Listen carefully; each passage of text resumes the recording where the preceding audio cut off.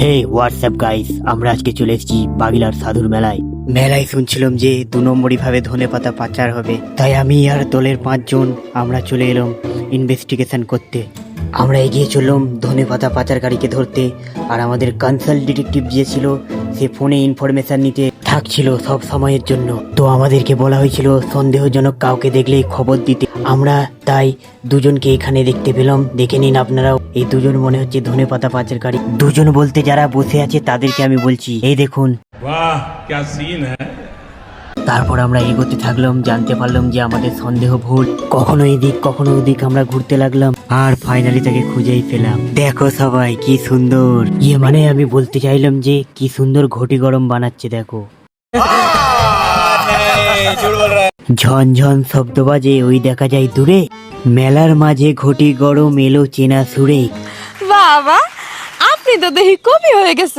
তো ভুলভাল কবিতা শোনানোর জন্য আমাকে ঘটি গরম না দিয়েই মেলা থেকে বের করে দিল। गजब बेइज्जती है। এবার আমরা চলে এলাম মাঠ মেলায়। প্রথমে দেখলাম কিছু কার রেস করছে, এবং তারপর মানুষরূপী কিছু এলিয়েন রাকেশ রোশনের তৈরি করা এয়ারশিপে করে মহাকাশ ভ্রমণ করছিল। আবার সুপার ড্রাগন এক্সপ্রেস 3 ঘন্টা লেটে চলছিল।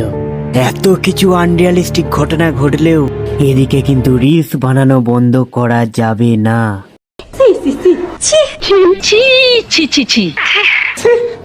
তো যাই হোক, এইসব জিনিস দেখতে দেখতে দেখলাম এলিয়েন গুলো সব এবার লাইন দিয়ে একে একে পরস্পর নামছে, আর অপর দিকে খুব কড়া ভাবে নজর রেখেছে আমাদের 2জন এসআই। समझ रहे हो आप समझ रहे हो ना।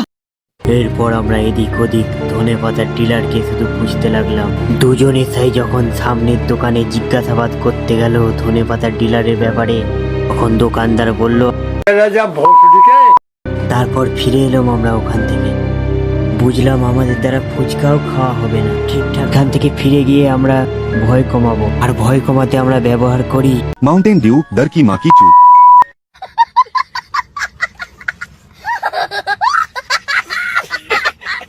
আজকের জন্য এতটুকুই, মানে ব্লগটা এখানেই শেষ করছি।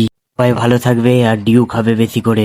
লাইক শেয়ার কমেন্ট সব নিতান্তই ব্যক্তিগত ব্যাপার সবাইকার নিজেদের। তো টাটা বাই।